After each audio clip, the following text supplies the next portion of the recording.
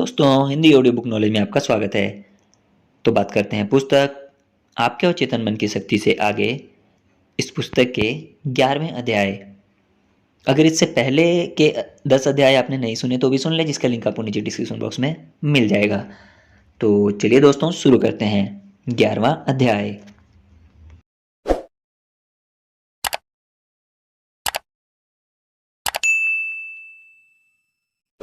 अध्याय 11वां, आधुनिक युग में मानसिक स्वास्थ्य।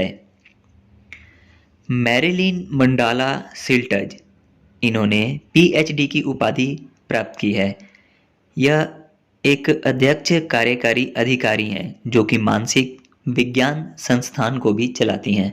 इनका कहना है, पिछले 40 वर्षों से मानसिक विज्ञान संस्थान ने प्रमुख दवाओं की खोज और मानसिक विज्ञान संबंधी शोधों को आगे बढ़ाने में किसी उत्प्रेरक के जैसे काम किया है। उपचार में चेतना की भूमिका विषय पर किए गए हमारे अनुसंधानों ने मन किस तरह स्वास्थ्य को प्रभावित करता है, इसकी वैज्ञानिक समझ विकसित करने में महती भूमिका निभाई है। हमारे इस काम ने इस किनारे पर पड़े विचार को कि मन और शरीर के संबंध ही उपचार का आधार हैं आगे बढ़ाने और केवल अमेरिका के स्वास्थ्य केंद्रों में ही नहीं, इसे सारी दुनिया में लोकप्रिय बनाने में खासी मदद की है। करुणा और ध्यान विषय पर आधारित हमारे मौलिक शोध ने नई वैज्ञानिक दृष्टि और नई विधियों को जन्म देने का काम किया है, जिनके द्वारा हम अपनी क्षमता कैसे सर्वोच्च तक ले जा सकते हैं, इसे जाना जा सकता है। समय और स्थान के परस्पर जुड़ाव ने पारंपरिक तथ्य वास्तविकता की प्रकृति नेचर ऑफ रियलिटी को चुनौती दी है और अब यह भौतिकी की मुख्य धारा में अपना स्थान बनाता जा रहा है। प्रकृति के चिरस्थायी रहस्यों जैसे पूर्वानुभूति, मृत्यु के बाद जीवन, प्रार्थना और उपचार तथा परिवर्तनकारी अनुभवों पर की गई हमारी अग्रणी खोजों ने वैज्ञानिक जांच के ढेरों रास्ते खोल दिए हैं। संक्षेप में कहा जाए तो IONS ने मानव के बारे में और वास्तविक जगत के बारे में हमारी समझ के दायरे को लगातार विस्तृत किया है। हम मन और चेतना के बारे में पढ़ते आ रहे हैं।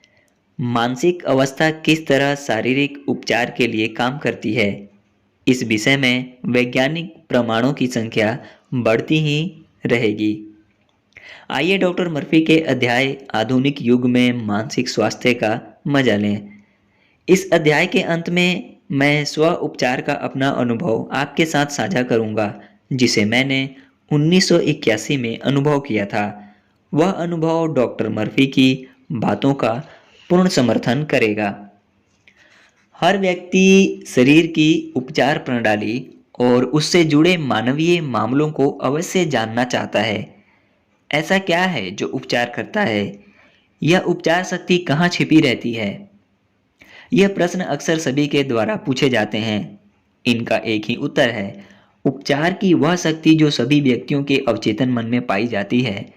जैसे ही बीमार व्यक्ति की मानसिकता बदलती है, शरीर में इस शक्ति का प्रवाह होने लगता है और मरीज स्वास्थ्य की ओर अग्रसर होता है।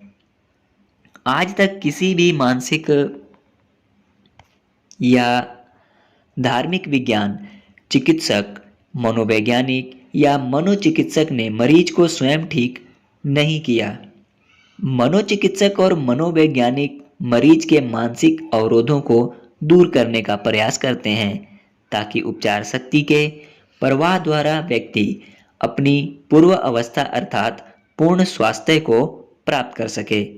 इसी तरह एक शल्य चिकित्सक सर्जन भी मरीज के शारीरिक अवरोधों को दूर करके शरीर में उपचार तरंगों के प्रवाह को नियमित करता है। कोई भी धार्मिक या वैज्ञानिक व्यवसायी, मनोवैज्ञानिक या मनोचिकित्सक यह दावा नहीं करता कि उसने मरीज को ठीक किया है। इस उपचार शक्ति को प्रकृति, ईश्वर, रचनात्मक बुद्धि और अवचेतन की शक्ति जैसे नामों से पुकारा जाता है। मानसिक, शारीरिक और भावनात्मक अवरोधों को दूर करने के लिए कई विधियां अपनाई जाती हैं। ये अवरोध उपचार शक्ति को आपकी ओर आने से रोकते हैं। आपके मन में निवास करने वाली उपचार शक्ति को यदि सही दिशा दी जाए तो यह निश्चित रूप से मन और शरीर की हर एक बीमारी का उपचार कर सकती है और करती है।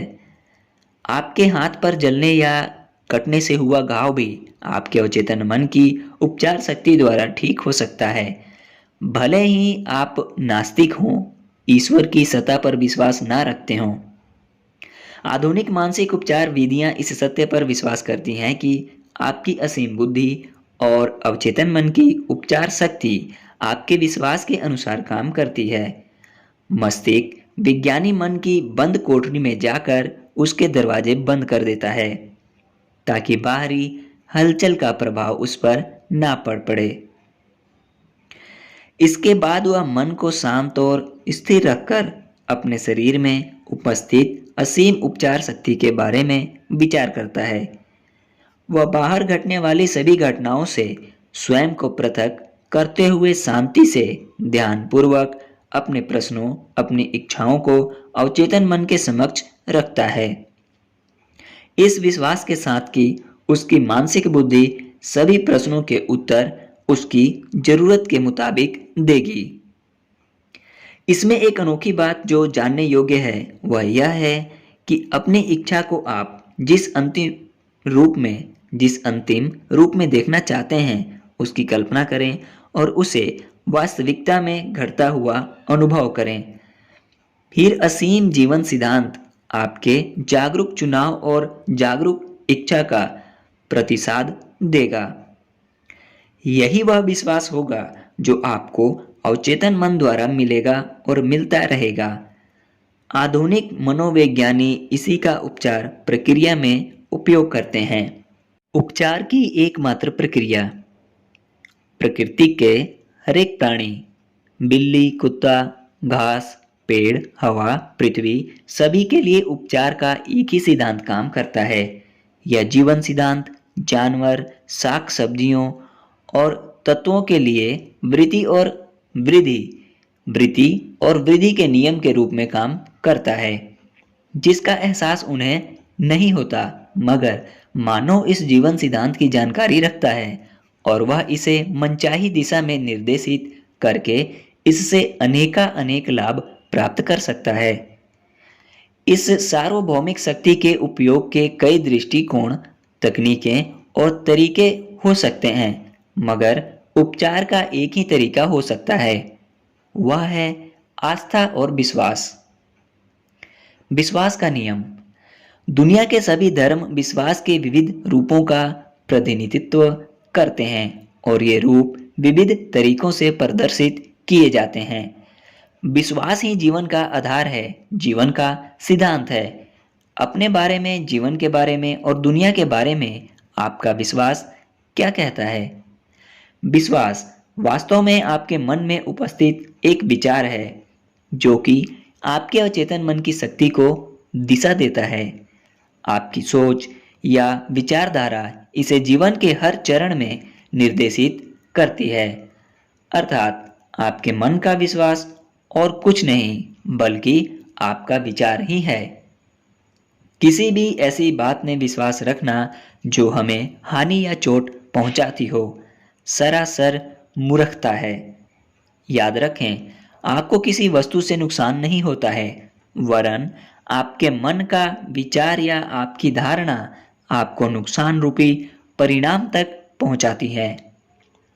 आपके जीवन के सारे अनुभव, सारी क्रिया प्रतिक्रियाएं और समस्त घटनाएं और स्थितियां और कुछ नहीं वरन आपके विचारों के ही प्रतिबिंब और प्रतिक्रियाएं हैं। अभिपुष्टि और निर्देशित मानसिक चित्रण चेतन और अवचेतन मन के संयुक्त कार्य हैं जिन्हें वैज्ञानिक प्रक्रिया द्वारा निर्देशित किया जाता है।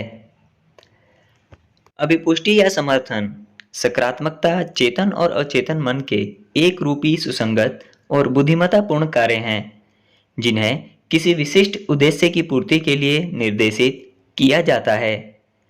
वैज्ञानिक प्रार्थना या अभिपुष्टि में आपको यह जानना जरूरी है कि आप क्या कर रहे हैं और क्यों कर रहे हैं। इस प्रक्रिया में आप उपचार शक्ति पर विश्वास रखते हैं।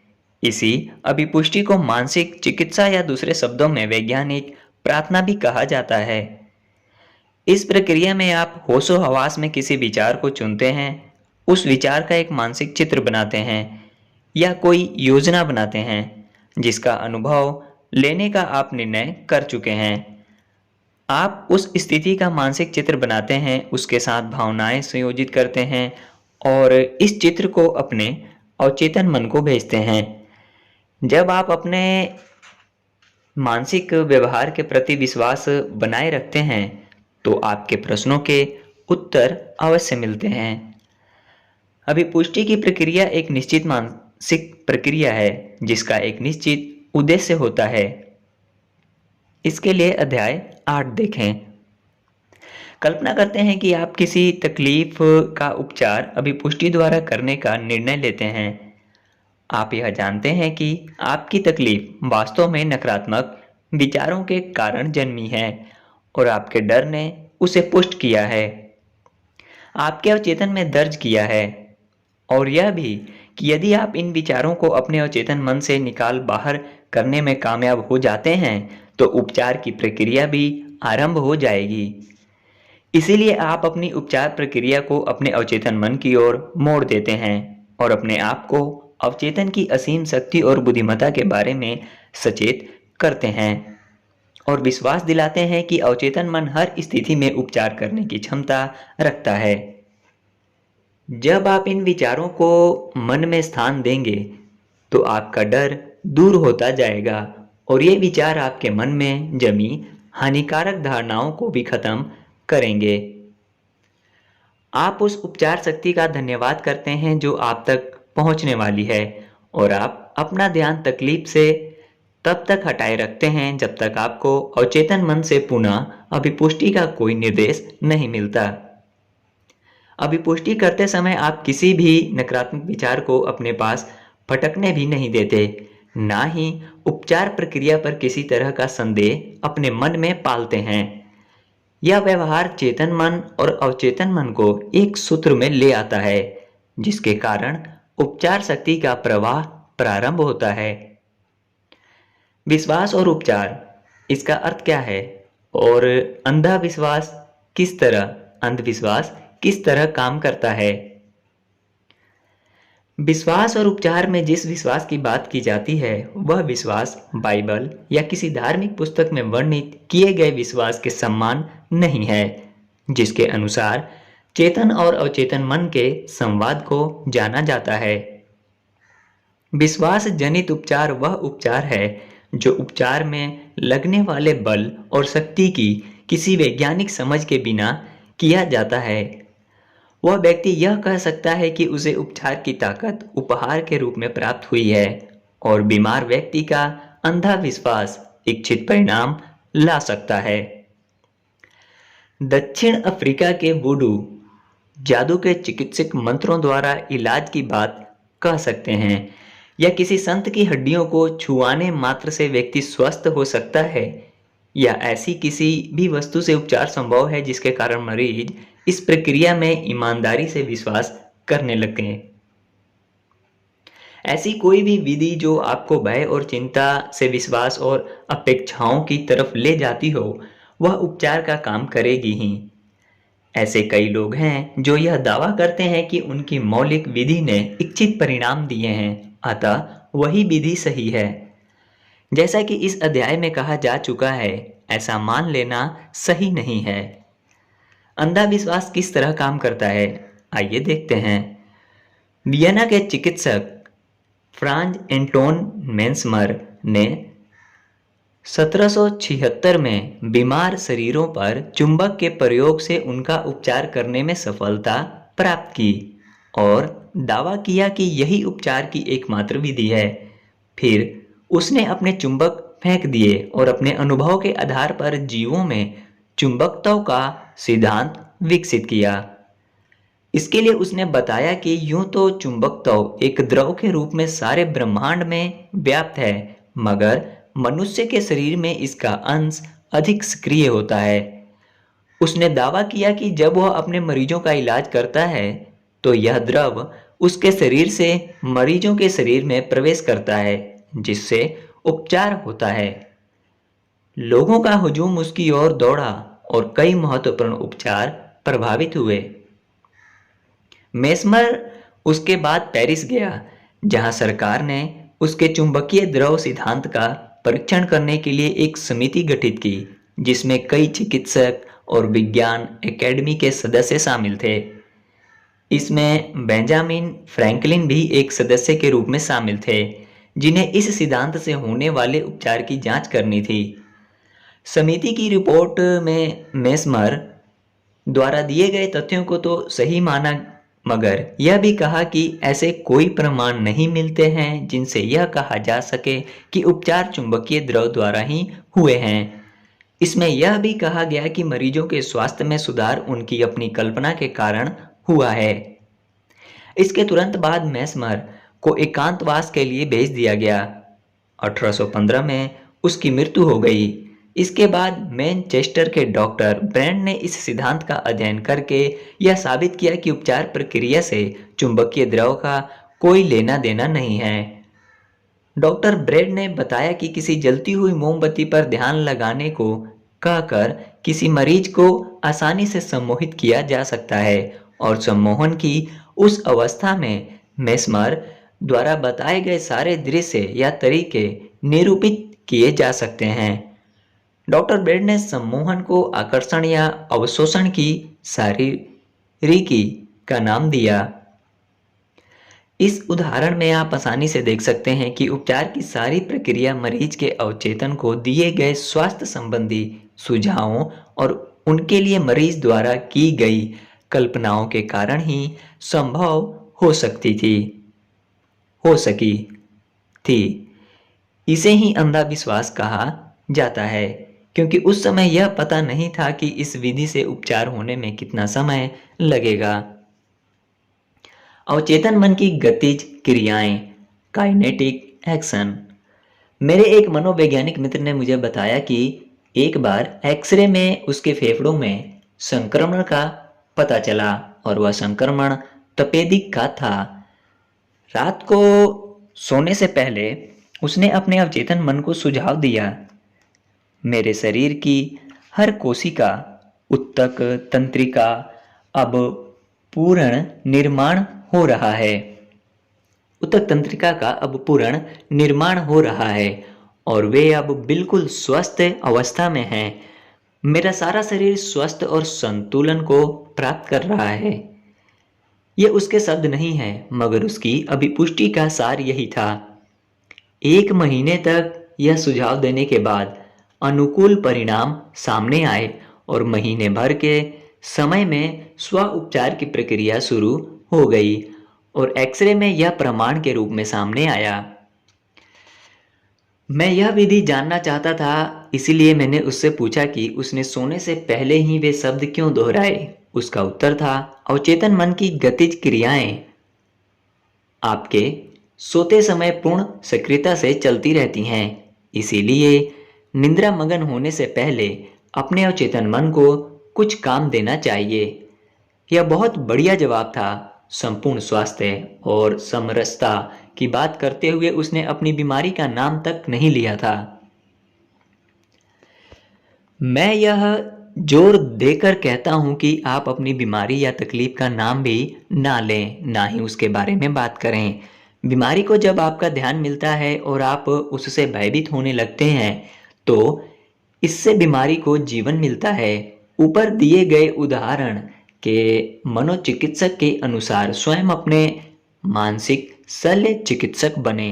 इससे आपकी तकलीफें ठीक वैसे ही आपसे दूर हो जाएंगी जैसे कोई सूखी शाखा पेड़ से अलग हो जाती है।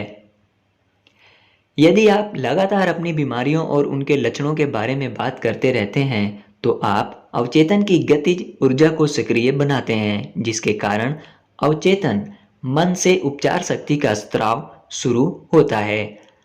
आपके अपने मन के नियम के अनुसार ये कल्पनाएं आकार लेने लगती हैं और आपका मन बीमारी के डर से ग्रस्त होने लगता है।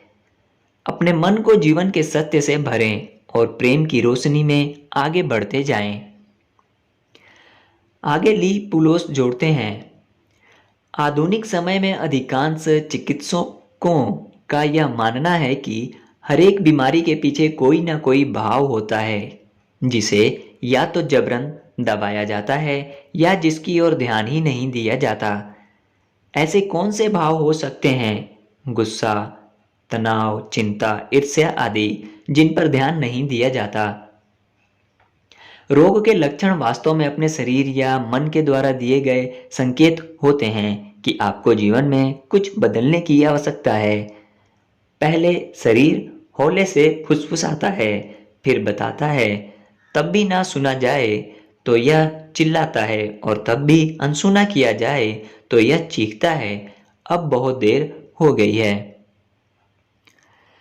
स्वास्थ्य प्राप्ति में आपके सहयोग का सारांश। पहला, पता लगाओ कि ऐसा क्या है जो आपका उपचार कर सकता है। आपके अवचेतन मन को सही निर्देश देने पर वह आपके मन और शरीर का उपचार कर सकता है। इस बात को ध्यान में रखें।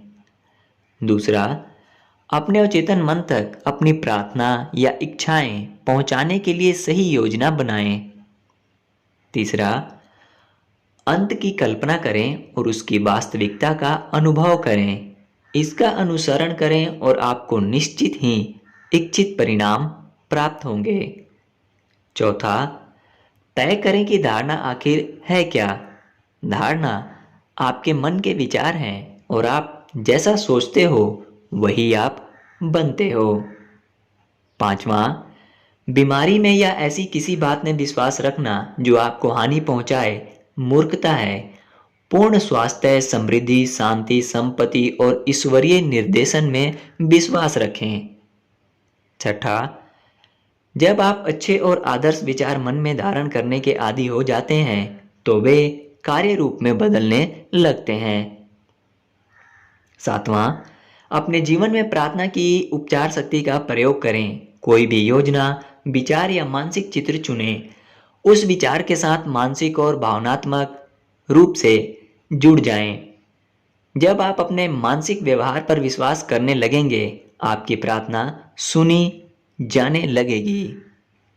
आठवां, हमेशा याद रखें, यदि आप सचमुच उपचार शक्ति को प्राप्त करना चाहते हैं तो आप इसे विश्वास के द्वारा ही प्राप्त कर सकते हैं। इसका अर्थ है अपने चेतन और अवचेतन मन की कार्यप्रणाली को जानना।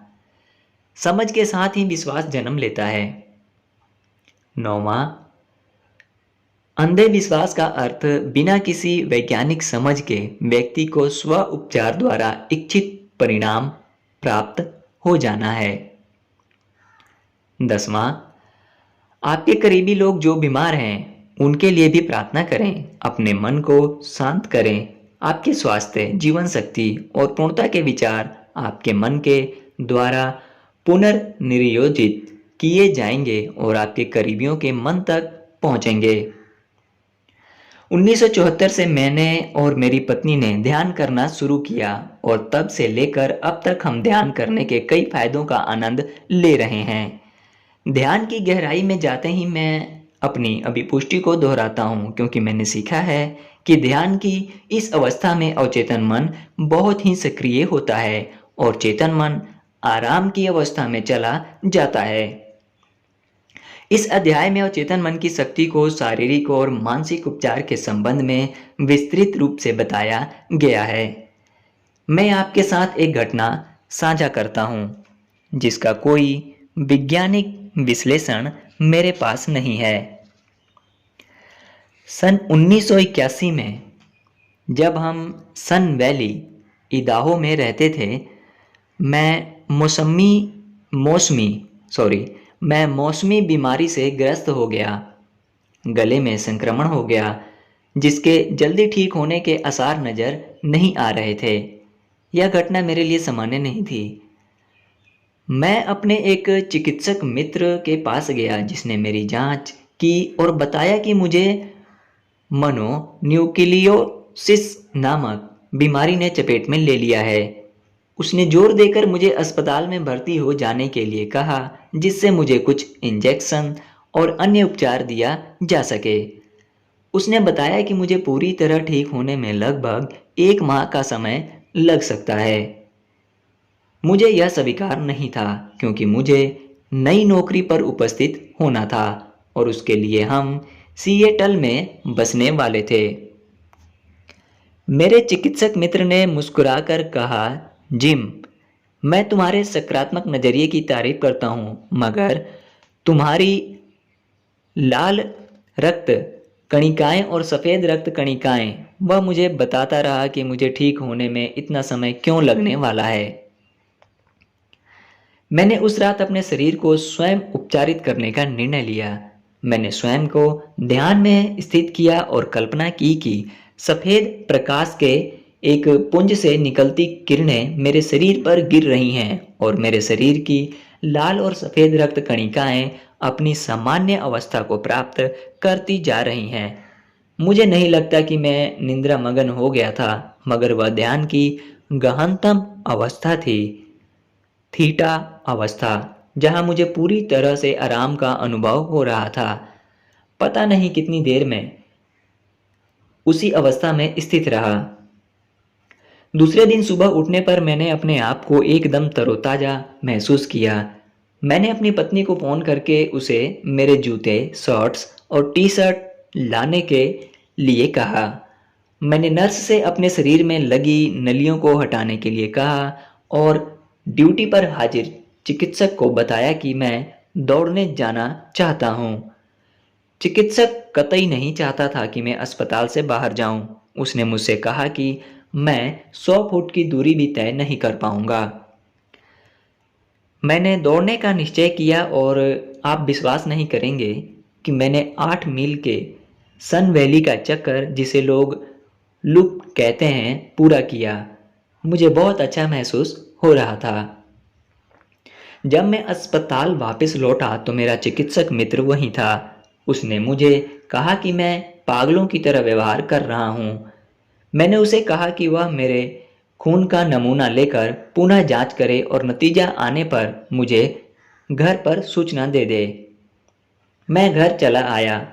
बाद में उसने मुझे अस्पताल में बुलाया और एक बार फिर रक्त की जांच कराई। उस जांच में मोनोन्यूक्लियोसिस बीमारी के लक्षण दिखाई नहीं दिए। चिकित्सक मित्र हैरान था। उसने जीवन में ऐसा पहले कभी नहीं देखा था। जो कुछ हुआ था उसका कोई भी वैज्ञानिक प्रमाण नहीं था, मगर दिल की गहराई में मैं यह जानता था कि यह चमत्कार अटूट विश्वास के साथ उस रात किए गए ध्यान और उसके द्वारा प्रेरित की गई उपचार विधि द्वारा ही संभव हुआ है। मैंने इसका अधिक प्रोपेगंडा नहीं किया और ईश्वर को धन्यवाद देकर अपने काम पर लौट गया। आज जब लगभग 30 साल बाद मैं डॉक्टर मर्फी के शब्द पढ़ता हूँ तो मुझे ऊपर लिखी गई घटना के पीछे का रहस्य समझ में आता है और अपने अवचेतन मन की शक्ति का भी एहसास हो जाता है।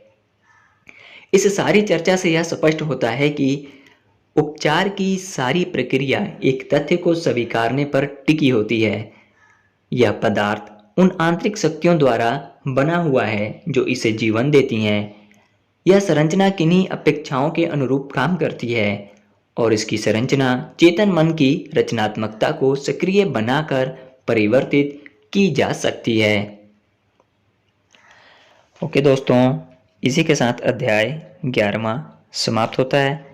मिलते हैं आपसे इस पुस्तक के 12वें अध्याय, जो कि है अवचेतन मन की प्रवृत्ति जीवन की ओर ले जाने वाली है, उसमें या फिर किसी अन्य वीडियो में। तब तक के लिए धन्यवाद। और यदि आप चैनल पर पहली बार आए हैं तो प्लीज़ चैनल को सब्सक्राइब कर दें, लाइक करें और कमेंट करें जो भी आपका दिल चाहता हो। धन्यवाद।